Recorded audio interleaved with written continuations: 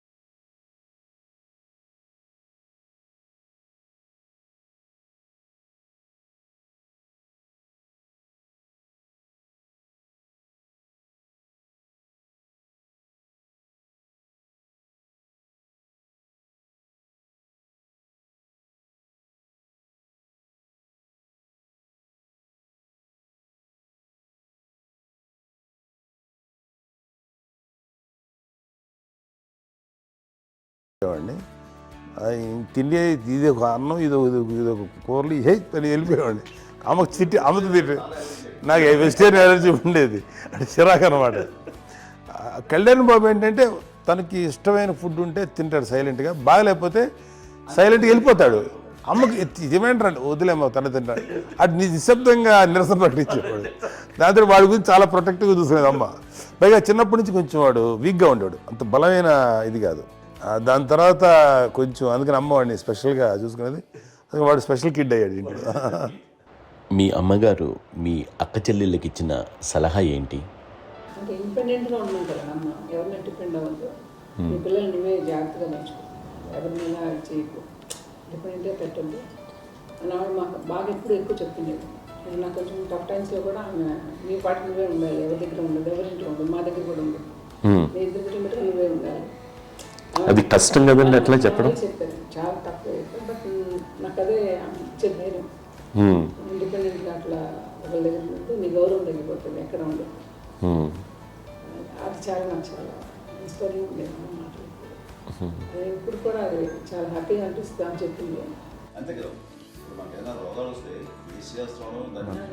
మనమే, బట్ తగ్గించే వాళ్ళు కన్సర్న్ చూపించే డాక్టర్స్ ఒట్టుకోలు కిత్తలు కింద ఉండొచ్చు, కానీ పోరాడాల్సింది మనమే. నాకు సార్ కొంచెం ఏదో ఒక డిప్రెస్డ్ ఇదేదో వస్తాయి ఫేస్ ఒకటి, నేనేదో ఇంకా మా అందరి నుంచి నేను సపరేట్ అయిపోయినట్టు ఒక సిచ్యువేషన్ వచ్చినప్పుడు అమ్మ నన్ను పట్టుకుని I'm there for you. Yes, ఎవరు నో అన్న ఎస్ అన్న ఫ్రెండ్స్ కానీ ఎవరైనా సరే ఎప్పుడు కూడా అలోన్గా మటుకు అనుకోకు, నేను నాన్న. ఆవిడ నన్ను పట్టుకొని ఇచ్చిన అఫెక్షన్ లేదా ఫీలింగ్ అసలు బలం అన్నమాట. ఇంకా ఏమన్నా చేయగలను నేను, పర్లేదు లైఫ్లో నాకు ఏదైనా సాధించగలను అన్న ఒక భరోసా తల్లి దగ్గర నుంచి రావడం అనేది నాకు ఎవరు అవసరం లేదనిపించింది. అంత స్ట్రాంగ్గా ఆవిడ support, very strong, very strong, very practical. అంత స్ట్రాంగ్ చేసింది నాన్న అని చెప్పండి. మా పిల్లల విషయంలో మేము కూడా మేబీ అంత స్ట్రాంగ్ కాదేమో, సెన్సిటివ్గా ఉంటాం, కానీ అమ్మ మటుకు చాలా స్ట్రాంగ్గా ఉండి మమ్మల్ని కఠినంగా ఇలాగే ఉండాల్సింది, ఇలా ఉండండి అప్పుడే మీరు నేర్చుకుంటారు. ఇక్కడ అమ్మ పాజిటివ్నెస్ గురించి ఇంకో మాట చెప్పాలి. అంటే తన బిడ్డలకే కాదు, ఈ రోజున మా రెండో పాప శ్రీజ కూడా తనకి లైఫ్ చిన్న చిన్న ఎస్ఎంఎస్ వచ్చింది. ఆ టైంలో కూడా తను ఏముందంటే అప్పుడు నాన్నమ్మ దగ్గరికి వెళ్ళాను, తను ఇచ్చిన భరోసా, తను ఇచ్చిన మాట వెళ్ళలేని ధైర్యం వచ్చింది నాతో. నాన్నమ్మ దగ్గర ఎప్పుడు కూర్చోస్తాడు అప్పుడే పాజిటివ్ ఫీలింగ్ వస్తుందని నాతో షేర్ చేసుకుంటాను. తను మాతో చెప్తుంటే అనిపిస్తుంది కరెక్ట్. అమ్మ ఏం పర్లేదమ్మా, లైఫ్ అంటే ఒకరితోనే అయిపోదు, ఆ ఒక్కడి వల్ల వాళ్ళ ఇన్ఫ్లుయెన్స్ తోటో వాళ్ళు మన మీద నియంత్రించడం కానీ మన బాధల్ని వాళ్ళు చేయడం అవుతాం. జస్ట్ నువ్వు నీ గురించి నీ మనసులో ఏదనిపిస్తే నీ గుడ్ ఫీలింగ్ ఏది వస్తుందో ఆ ఫీలింగ్ ప్రకారం వెళ్ళిపోదు. అంటే ఆ జనరేషన్ పీపుల్ ఎక్స్పెక్ట్ అలా కాదు, ధైర్యం ఉండి అందరికీ ధైర్యం బాగా నూరుకొస్తారు. మా ఫాదర్ కూడా, మా నాన్నగారు కూడా అస్సలు ఎప్పుడు అనేవాళ్ళు, ఎప్పుడు మీరు పెట్టే చెయ్యి మీరు ఎప్పుడు పైన ఉన్నది తప్ప తీసుకుని ఎలా ఉండకండి, చేతులు పెట్టుకొని అనే అట్లాంటివి చెప్తుండేవాళ్ళు. అందుకని మాకు ఇట్లా ఇండివిజువాలిటీ మాకు బాగా, ఎప్పుడు కూడా ఒకళ్ళని అడగడం అని, ఈవెన్ బ్రదర్స్ని అడగాలన్నా కూడా మాకు అది పడిపోయింది మైండ్లో, కొంచెం కష్టపడ్డది. సో నాకు అంటే ఆవిడ మా అమ్మ ఏదన్నా కొంచెం డిప్రెస్ అయినా నేను చాలా ఎక్కువ అమ్మకి షేర్ చేసుకుంటే అన్నయ్య కూడా లేడు. అన్నయ్య ఉన్నప్పుడు ఓకే, లేనప్పుడు నేనే ఎక్కువ షేర్ చేసుకున్నాను. బట్ ద బెస్ట్ థింగ్ మా అమ్మ దగ్గర నుంచి హగ్ అండి. ఈరోజు కూడా మా అమ్మని హగ్ చేసుకోకపోతే అంటే అది నాకు మా అందరిలోనూ, అంటే ఆవిడ పెద్ద చదువుకున్న వ్యక్తి కాదు, పెద్దగా బయటికి వెళ్ళి నా ఎక్స్పోజర్ కాదు, కానీ ఇవాళ అన్న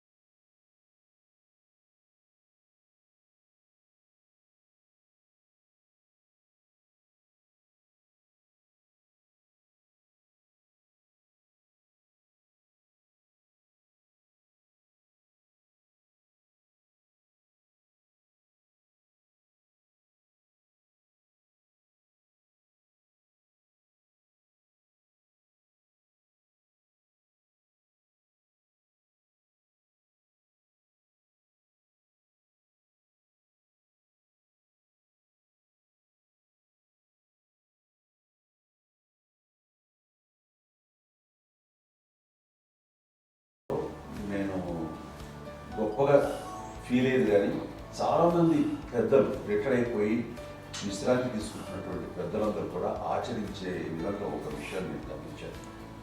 ఇప్పుడంటే నా దగ్గర ఉంటుంది కాబట్టి ఉన్నాను.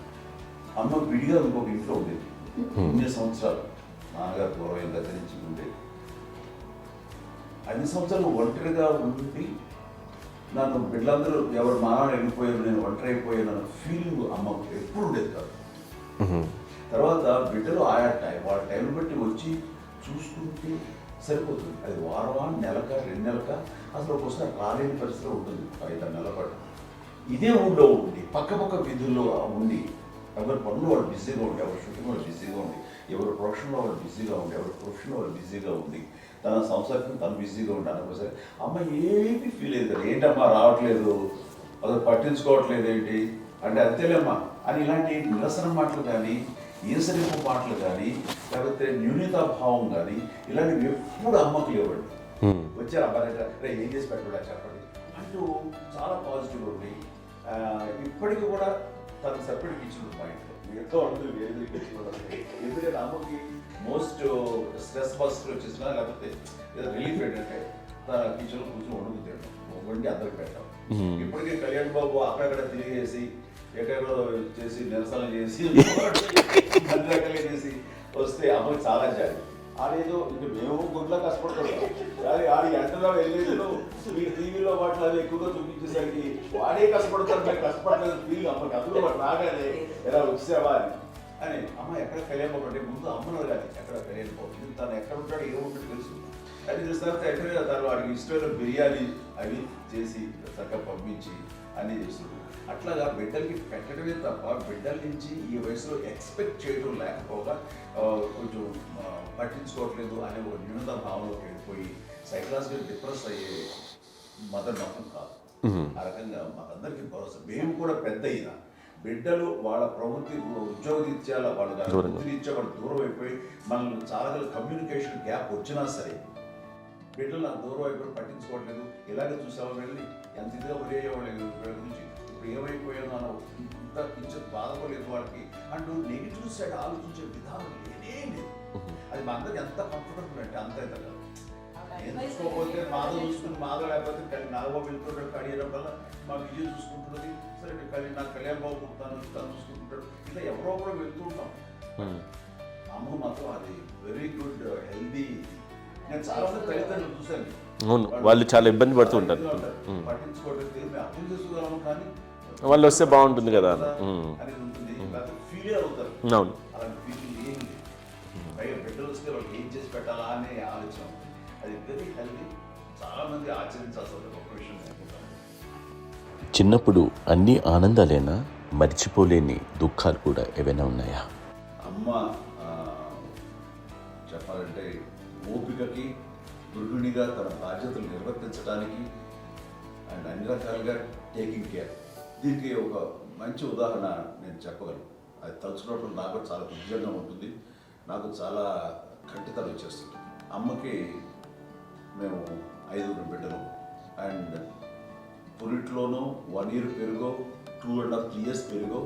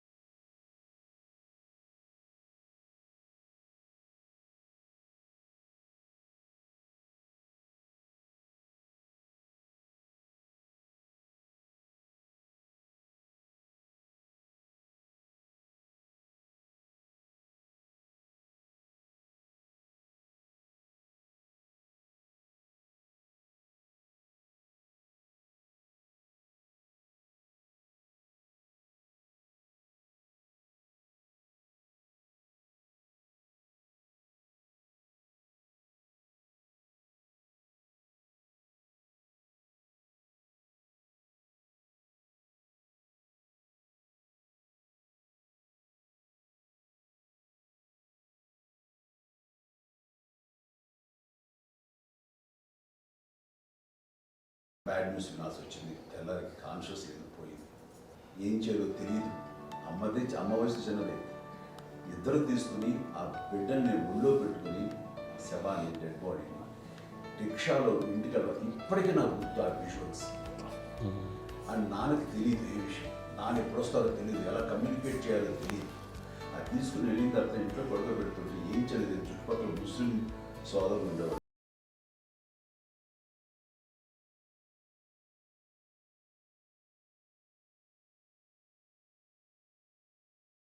తెలియదు. నెక్స్ట్ నెక్స్ట్ రిచువల్స్ ఎలా చేయాలో, పెంపకం ఎలా చేయాలో తెలియదు. అందరూ చిన్నపిల్లలే. తను చిన్నది, మిగతా అందరూ పసివాళ్ళే. సో ఇలాంటి పరిస్థితుల్లో అక్కడికి వచ్చినప్పుడు చుట్టుపక్కల వాళ్ళు వీళ్ళు వచ్చి చేయాల్సిన కార్యక్రమాలు చేశారు. ఆ సమయం నాకు ఎక్కడో కమ్యూనికేట్ చేసి డిపార్ట్మెంట్ ద్వారా నాన్న వచ్చేసరికి అన్నీ అయిపోయింది. ఇప్పటికీ నాకు ఇంటిగా మేము ఇలా ఎన్ని పురుషులు ఎన్నుకుంటున్నామంటే ఎలాంటి ఇది లేకుండా జాగ్రత్త అనే ఒక హెచ్చరికలాగా చేస్తూ అండ్ వాళ్ళకి సపోర్ట్ చేసి అండ్ ఇప్పుడైతే నా మీద ఎంత నమ్ముకుంటే నేను ఏ నిర్ణయం తీసుకున్నా మరో అండ్ తనకి హాస్పిటల్ అంటే పెద్ద ఫోబియా. నేను ఎక్కడికైనా ఒకసారి హాస్పిటల్ రాను. ఈ మధ్యకాలంలో సరే అమ్మకి మోకాల ఆపరేషన్ జరిగింది. అమ్మను కుంటుతో బాధపడుతున్నావు, అసలు ఈ రోజున వచ్చిన మెడికల్ అడ్వాన్స్మెంట్ నీకు అసలు ఏ బాధ తెలియకుండా మోకాల ఆపరేషన్ రీప్లేస్ చేస్తారు అని వీళ్ళందరూ చెప్పడానికి భయపడతాను. ఎందుకంటే ఫస్ట్ ఎలా నాకు సపరేట్ అవుతాను, ఎలా చెప్పాలి తెలియదు. ఒక్క వీళ్ళంతా కలిపి నీ మాట వింటారు, అది మాట మీద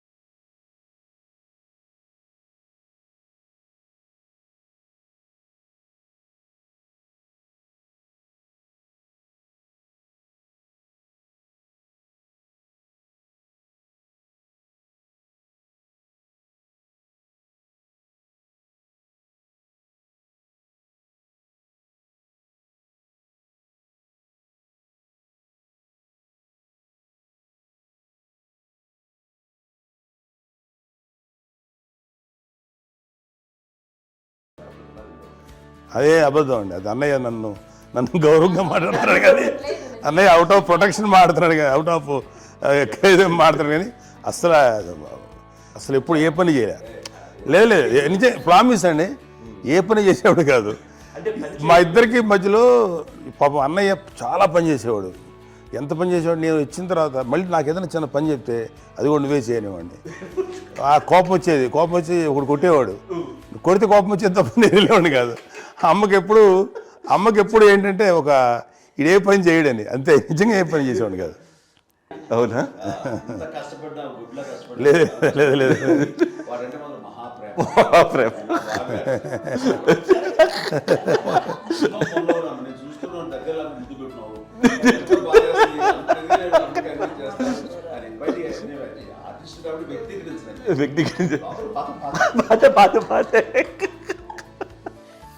చిన్నది కాబట్టి చివరిది కాబట్టి తనంటే బుద్ధాడి, నేను పెద్దోడు కాబట్టి నేను అతని ఎక్కువ కష్టపడింది కానీ మా నాన్నగారి చేతిలో ఎక్కువ అంటే నాన్న బాగా కోపం ఎక్కువ అనుమానించింది కానీ అన్నయ్య పాపం బాగా దొరికేసేవాడు పాపం. ఒకసారి అంటే మరి మాకే అనిపి ఏంటి ఇంత దారుణంగా ఉంది నాన్న మీద కోపం వచ్చేది నాకు. నాన్న మీద కోపం వచ్చేది, వాళ్ళని చేసి బాధ అనిపించేది. అమ్మాయి ఏమనేది కాదు. సరే అయినా సరే ఎప్పుడు కూడా పోనీ అంది చేసినా మళ్ళీ తను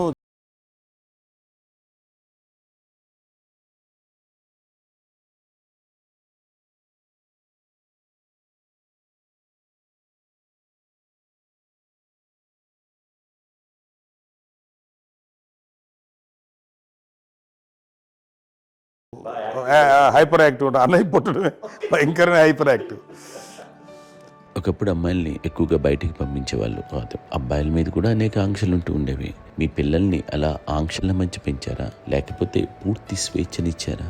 అంటే మాకు మా నాన్నగారు కానీ మా అమ్మగారు కానీ అండి మాకన్నా చాలా బ్రాడ్ మైండ్ ఉన్న వ్యక్తులండి. ఎందుకంటే పిల్లలు ఎక్కడన్నా బయటకు వెళ్తే ఇప్పుడు మేమైతే భయపడిపోతాం.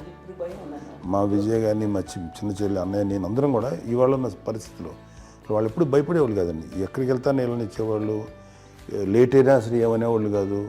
లేకపోతే ఏదైనా మోటార్ బైక్లు వేసుకున్నాం, లేకపోతే కారులో ఎట్లా పడితే ఎట్లా సరే ఏమనేవాళ్ళు కాదు. వాళ్ళు తెలియకుండానే మాకు ఒక ఫ్రీడమ్ ఇచ్చారండి.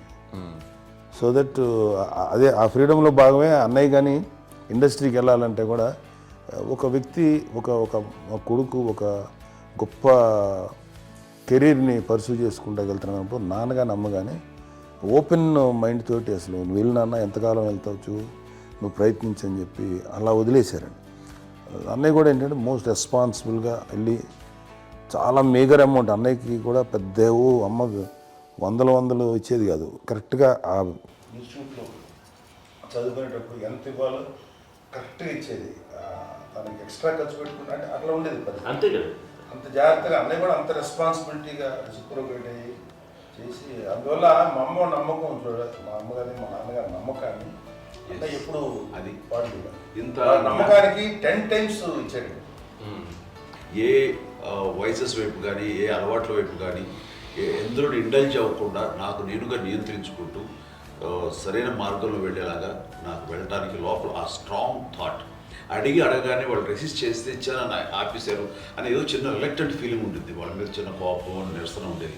వాళ్ళు అలా లేకపోవడానికి వాళ్ళు వెంటనే అడిగిన వెంటనే జాగ్రత్త అనే నిర్ణయం నీది కానీ జాగ్రత్త అని హెచ్చరిక చేయడంతో నాకు మరింత బాధ్యత తిరిగి గుర్తు తిరిగి నేను నడుచుకుంటూ వెళ్ళాను. కాబట్టి అది నాకు ప్లస్ అయింది వాళ్ళ దగ్గర.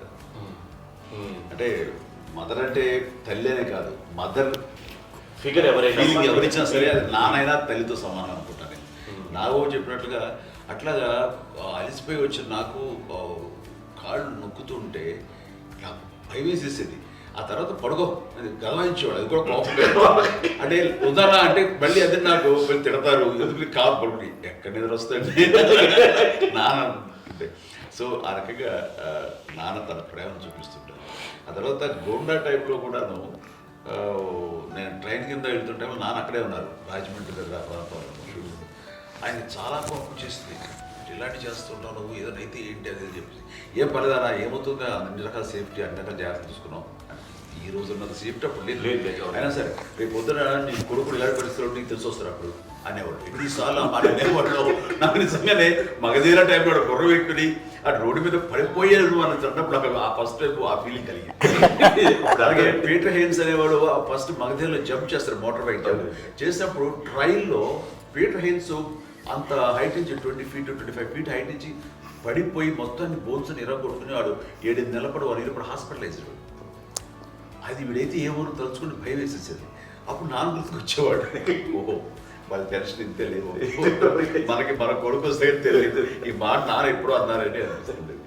Sweet memories my. అత్త కోడళ్ళ మధ్య అనుబంధం ఎలా ఉంటుంది?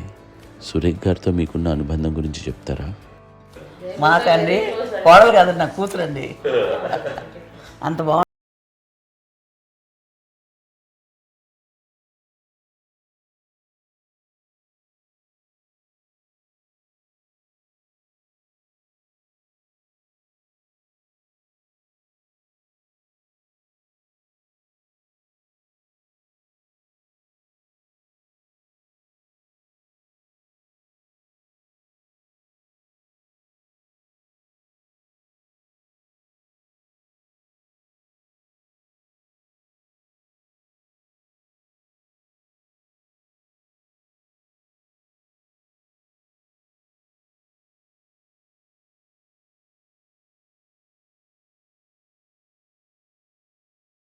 అమ్మ కాకుండా 4 బిడ్డలు, అమ్మ తర్వాత అబ్బాయి తర్వాత 3 ఆడతారు.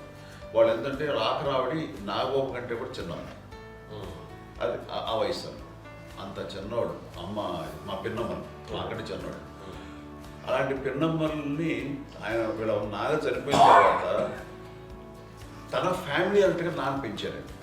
నాన్న కూడా అరాపురా శాలరీ మీద బతికేదే తప్ప కూడా కాదు. సో తనకు మిగిలిన దాంట్లో మళ్ళీ ఆ ఫ్యామిలీని చూసుకోవడం, మా అమ్మమ్మని చూసుకోవటం, వాళ్ళ మంచి చెడు చూసుకోవటం.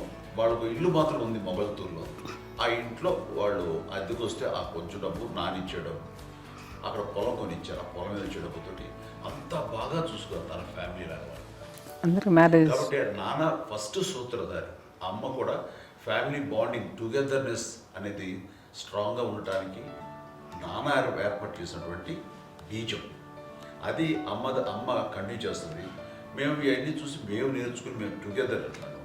అందునే we're very rich in terms of emotional bonding. ఇప్పటికే ఎవరికి ఏ కష్టం వచ్చినా, ఎవరికి ఏది ఇబ్బంది వచ్చినా సరే మొత్తం అందరం గురిపోతాం. ఏ లెవెల్గా వెళ్ళిపోయి మోర్ సపోర్ట్ చేస్తాం. అంటే వీ డోంట్ ఎక్స్పెక్ట్ ఇంకా అంతమంది ఏముంటుంది, ఎస్ ఒకరినొకరు భరోసా. అది మా ఫ్యామిలీ మేము వెరీ స్ట్రాంగ్ అని చెప్పాలి. పెద్దవాడు కాబట్టి అవకాశం నాకు వచ్చింది కాబట్టి అమ్మ, ఇది ఎప్పుడు ఎవరు కొన్ని విషయాలు నాగబాబు మా సపోర్ట్గా ఉంటాడు. నాగబాబు ఉండి వాడు ఉంటే భరోసా. అలాగే ఆడపిల్లలు. మీ అందరిలోనూ అమ్మని ఎవరు ఎక్కువ జాగ్రత్తగా చూసుకుంటారు? ఎందుకంటే ఎగ్జాక్ట్లీ. మేము కూడా గమనించలేని సున్నితమైనటువంటి విషయం, హెల్త్ విషయం కానీ, అమ్మ మూడు కానీ, అన్నయ్య ఎంత క్యాజువల్ ఎంత బిజీ ఉన్నా ఆ ఒక అమ్మాయి ఉంటుంది. అలాగే చాలా చిన్న చిన్న విషయాలు కూడా చాలా మెడికల్ ఇంట్రెస్ట్. అందుకని మాకు అన్నయ్య ఉన్నాడు, అన్నయ్య దగ్గర ఉన్న అమ్మ అంటే ఇంకా ఎక్కువ రిలాక్స్ అయ్యాను. అన్న దగ్గరికి వచ్చాక మేము అందరం చాలా కంఫర్ట్ అయిపోయాం. ఎప్పుడు ఎవరు కొన్ని విషయాలు నాగబాబు మా సపోర్ట్గా ఉంటాడు. నాగబాబు ఉండి వాడు ఉంటే భరోసా. అలాగే ఆడపిల్లలు ఇట్లా ఒకరినొకరు అండి కాంప్లిమెంటింగ్ టు ఈచ్ అదర్ అండి. అది ఒక్కరు కాదండి, అది వాళ్ళు ఆమె చూపించే ప్రేమగా నేను చెప్పగలను. కానీ బట్ దీని అందరూ సూత్రధారి నాన్న తర్వాత అది అమ్మ మెయింటైన్ చేస్తుంది. ఇప్పుడు అమ్మ నా ఇంట్లో ఉంది అంటే మనవాళ్ళు వస్తారు, మనవాళ్ళు వస్తారు, ఆడబిడ్డలు వస్తారు, వీళ్ళ బిడ్డలు వస్తారు, ఇల్లు ఎప్పుడు కలకలాడతారు అమ్మ. అది మేమందరం ఆచరిస్తున్నాం పండగలకి, పబ్బాలకి. అది నిన్న మొన్న నాగబాబు వచ్చి చాలాసేపు కూర్చున్నాడు. నేను ఇంట్లో లేకపోయినా వచ్చి నాగబాబు కూర్చొని టైం స్పెండ్ చేసి వెళ్ళిపోతుంటాడు. అలాగే చెల్లెలు ఇద్దరు ఆల్మోస్ట్ ఎవ్రీడే మాత వస్తుంటుంది, తను కూడా వస్తుంది. నిన్న సాయంత్రం కూడా వచ్చి ఉంటుంది. అమ్మ మధ్యాహ్నం వచ్చి కదా వచ్చి ఇక్కడే భోజనం చేసుకుని అలా ఉంటుందండి. ఈ తరం వాళ్ళకి మీరు ఇచ్చే సలహా ఏంటి? కలిసి ఉంటే బాగుంటుందండి. పిల్లలు తల్లి కలిసి ఇంకా అక్క చెల్లెలు తమ్ముడు అందరూ కలిసిమెలిసి ఉంటుంది. అన్నీ ఉంటా సంసారం నిలబడుతుంది. లేకపోతే ఏముందండి ఇక్కడ వెళ్ళిపోతారు, విడిపోతే ఎక్కడ ఎవరు బాగా అంతే. ప్రేమలు ఇప్పుడు లేవండి, తగ్గిపోయాయి. మెకానికల్ చాలా మటుకు ఏదో ఇంకా వాళ్ళ పనులు చేసుకోవడం ఏదో జరిగిపోతూ ఉంది అనుకోండి. అంత ప్రేమలు ఎక్కడ లేవండి ఇప్పుడు ఈరోజు. అంటే ఒకప్పుడు ఒకళ్ళకి ఇంకొకళ్ళు భరోసాగా ఉండేవాళ్ళు. అంటే అందరూ కలిసి సపోర్ట్గా ఇది చేయడం. పిల్లలు కూడా ఆయన చూసేవారు. మా నాన్నగారు అన్నయ్య గారు వాళ్ళ బిడ్డలు కూడా పెళ్లి చేశారు. వాళ్ళు కూడా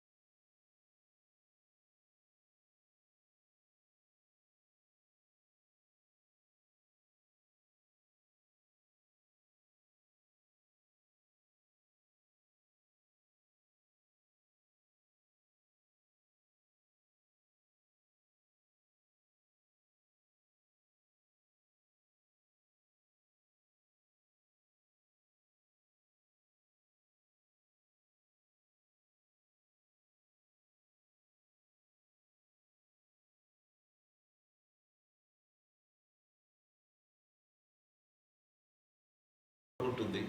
మా చెల్లెలు కూడా వస్తుందని అనుకోవట్లేదు, సూర్య కూడా రేపు ఉంటుందని నేను అనుకోవటం లేదు. అలాంటి గొప్పగా ఇది. అండ్ ఆ రకంగా షీఈ్ వెరీ చాలా గొప్ప జన్మ. అమ్మకి చిన్న మానసికంగా చిన్న ఏదో ఒక డిప్రెషన్ అది వచ్చింది. ఏదో నాన్న గుర్తుకొచ్చో, నాన్న లేరనో, వాళ్ళ అమ్మగారు కూడా అదే టైం చనిపోయారనో, తన దగ్గర ఉంటారు. ఏదో ఉన్నప్పుడు మేము అందరం సపోర్ట్గా ఉండి రామా కొన్నా నా దగ్గర ఉందిగా అని చెప్పేసి అప్పట్లో అమ్మ వేరేగా ఉంది.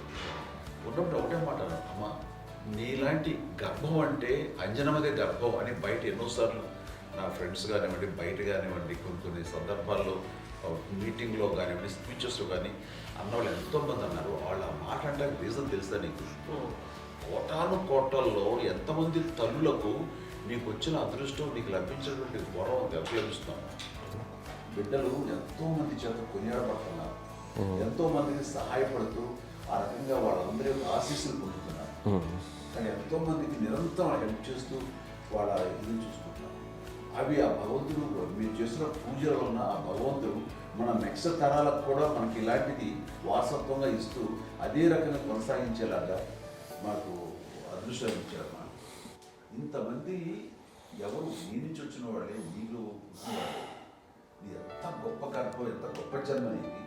అలాంటిది నువ్వు ఇలా అవటమేంటి? ఎంతసేపు ఇది హై లెవెల్లో ఉండాలి నీ ఫీలింగ్స్గా నువ్వు కానీ. అంతే నువ్వు ఇలాగా కుంగిపోవడం ఏంటమ్మా అని చెప్పినప్పుడు నిజమే కదా.